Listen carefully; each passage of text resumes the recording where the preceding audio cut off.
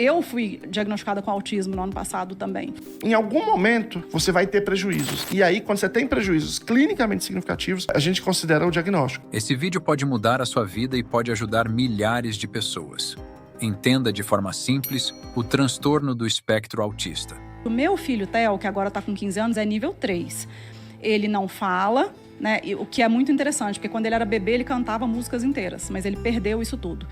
Ele tem deficiência intelectual, ele precisa de muito suporte para as atividades do dia a dia, tem dificuldade de aprendizado, então ele está no nível que precisa de mais suporte. O interessante nisso é que, se você pegar, por exemplo, 100 pessoas que estão no autismo no nível 1 de suporte, colocá-las no ambiente e for ali entender essas pessoas, você vai ver que cada uma tem uma necessidade diferente uma da outra, né? Então, o que define o nível é a quantidade de ajuda que o indivíduo precisa. Então, por exemplo, eu preciso de uma sessão de terapia semanal, que eu fiz hoje, inclusive.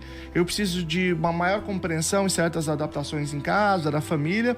Eu me lembro de estar com meu filho na praia, meu filho é o Benício, e o diagnóstico dele foi com 3 anos e meio, aproximadamente. A gente foi a vários médicos, porque ele estava atrasado, e os médicos diziam coisas como, olha, cada criança tem seu tempo, o menino é mais lento mesmo, é só aguardar. Todas essas características estavam presentes. Ele não sustentava o contato visual, ele parecia que era surdo, porque quando a gente chamava, ele não olhava, ele não trazia coisas que eram do interesse, ele tinha comportamentos repetitivos, risadas fora da hora, até que um médico, que era pediatra, que é um médico alemão chamado Dr. Tim, muito bom, ele falou, eu acho que esse menino é autista. E aí ele indicou para um especialista.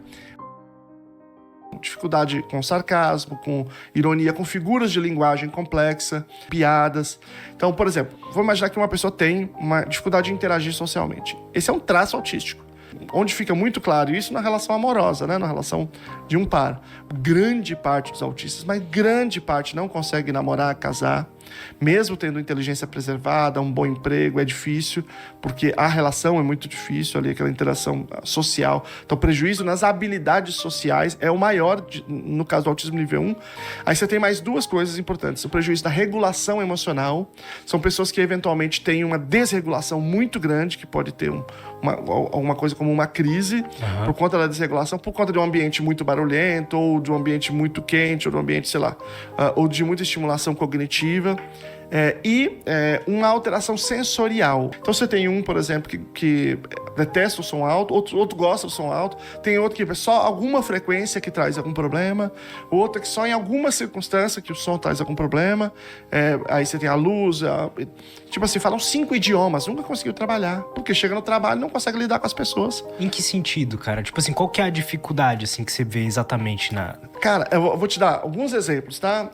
A pessoa, ela chega no trabalho e aí ela tá sentada aqui. E aí os caras estão lá trabalhando, aí os caras vão ali e vão tomar o café. E ele fica, por que eles estão tomando café? Mas agora é hora de trabalho, não é hora de café. Por que tá? É uma rigidez psicológica que dificulta ele lidar com aquilo, certo? Então pode ser esse um assunto. Uma possibilidade. Outra possibilidade, eles ficam ali e eles ficam falando, e eu fico ouvindo. E ele não consegue mais fazer aqui, porque aquilo para ele é muito incômodo. Então é muito difícil para ele. Aí ele sai. Ele pode não responder ninguém, por exemplo, que tá no ambiente. Bom dia, boa tarde, ele não responde ninguém. Vira um cara arrogante, ninguém quer saber dele. Ou ao contrário, ele vai tentar falar com todo mundo de uma maneira inapropriada, vai puxar um assunto que... e aí as pessoas não têm interesse. Ou ele tem um interesse fixo e restrito em alguma coisa muito específica, e ele tenta falar sobre aquilo com todo mundo. Todo mundo fica incomodado com ele no trabalho, e aí ele fica indesejável, e aí não funciona. Imagina que ele tá ali e o chefe vai fazer um pedido para ele, vai fazer uma cobrança, como o chefe faz. Mas aí aquilo desregula ele emocionalmente, ele não faz mais nada, ele deixa de ser produtivo e aí ele não vai trabalhar, ele vai ser mandado embora porque ele não está produzindo ali por um problema de desregulação emocional.